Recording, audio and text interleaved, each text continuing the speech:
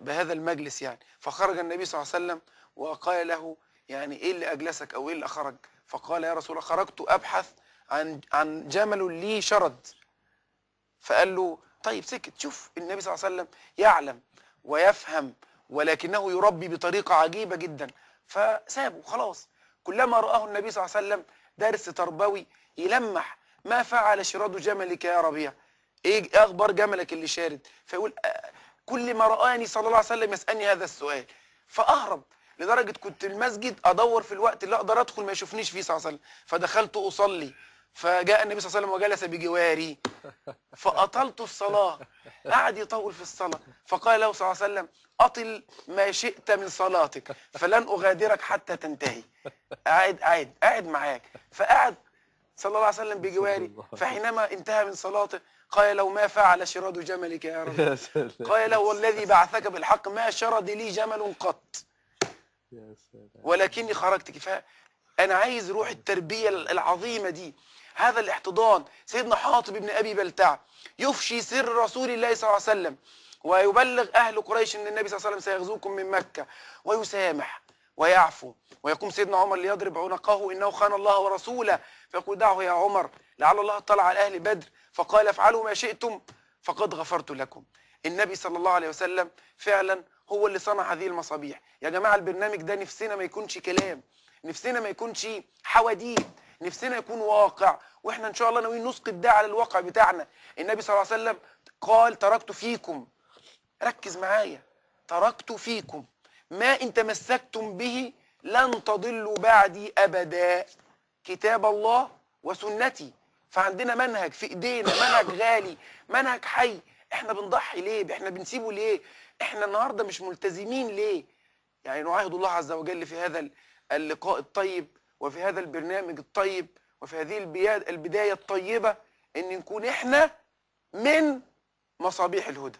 عشان نكون من مصابيح الهدى لازم نستشعر هذا المعنى ونوصل لهذا المعنى بالقلب والجوارح. انتوا عارفين وانا بقرأ كده في هذه الشخصيات وبنجهز لها شيء عجيب جدا، اجتمعوا جميعا على صفات واخدينها كلها من النبي صلى الله عليه وسلم. حضرتك دلوقتي تكلمت وابكيتنا انه صلى الله عليه وسلم كان يسجد ويطيل ويفعل وكذا، والسيدة عائشة تحب قربه ولكن تتركه لله عز وجل. هذا القيام اخذه كل المصابيح. عمر المختار كان يقيم الليل وهو يجاهد، ابو حنيفة كان يقيم الليل وهو يدعو ويعلم، ابن تيمية في السجن كان يقيم الليل. القرآن الكريم النبي صلى الله عليه وسلم كان يداوم عليه، فالمصابيح من بعده صفات ثابتة، أسس موجودة عندنا. ما نقدرش نختم المصحف كل شهر مرة، كل شهر مرة. اللي بتسمعني ابدأ الآن الجزء الأول، خلاص الحلقة تنتهي الجزء الأول، ولا تموت حتى تختم كل شهر مرة على الأقل. على الأقل الإمام مين كان يختم كل 7 أيام؟ الإمام الشافعي أو الإمام أبو حنيفة؟ الإمام أبو حنيفة. أبو حنيفة كان بيختم كل 7 أيام المصحف. فهي مصابيح يعني.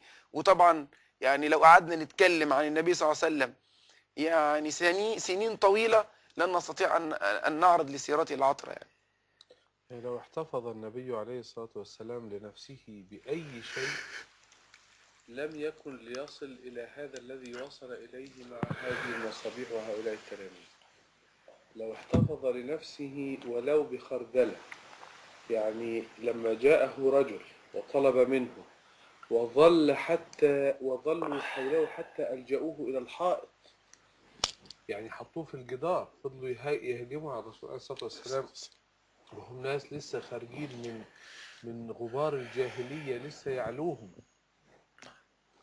يطلبون منه المال. فلما يعني ظلوا به حتى ألجأوه إلى الجدار في ظهره قال يعني لن تجدوا شيئا عندي وأدخره عنكم كله، ولذلك ما كان يسأل عن شيء إلا أعطاه، ولم يكن عنده شيء إطلاقا يتميز به عليهم.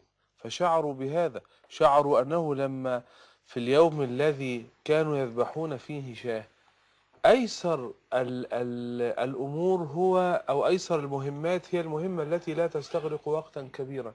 أنا أمسك سكين وأذبح شاة مسألة بسيطة، إنما علشان أمشي في صحراء قاحلة أصلا أمشي بين الكثبان أبحث عن حطبة من هنا وحطبة من هناك، وأفضل أمشي ساعتين ثلاثة لحد ما أقدر أجمع كمية حطب يمكن أن توقد عليها النار لشي شاه. دي مسألة مش مسألة واحد أدى عمل في دقيقة. فلما كانوا يقولوا له يا أصعب رسول حاجة. الله يعني نكفيك هذا، يقول لهم لا تكفونني ليه، أنا لست بأغنى عن الأجر منكما.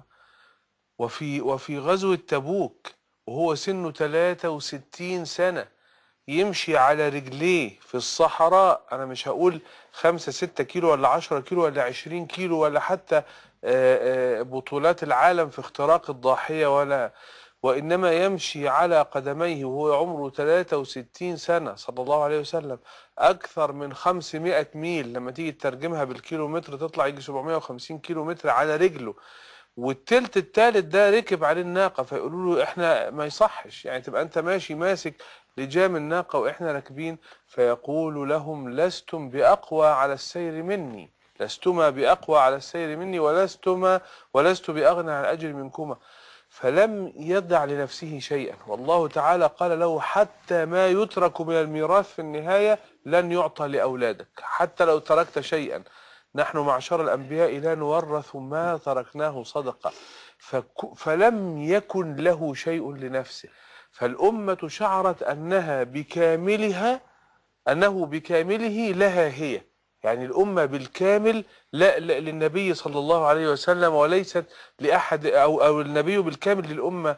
لذلك أنا أعتقد أنه يعني هؤلاء الذين اتعظوا بما عند الله عز وجل وبما عند رسوله صلى الله عليه وسلم رأوا من لا يتميز عليهم بشيء أبدا.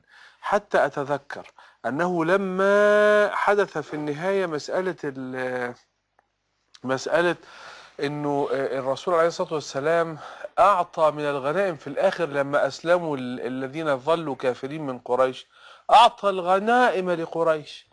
فالأنصار قالوا أهلا، بعض الأنصار قالوا أهلا، هو وجد أهله كان بيحاربهم لكن أسلموا جم فأعطاهم وتركنا.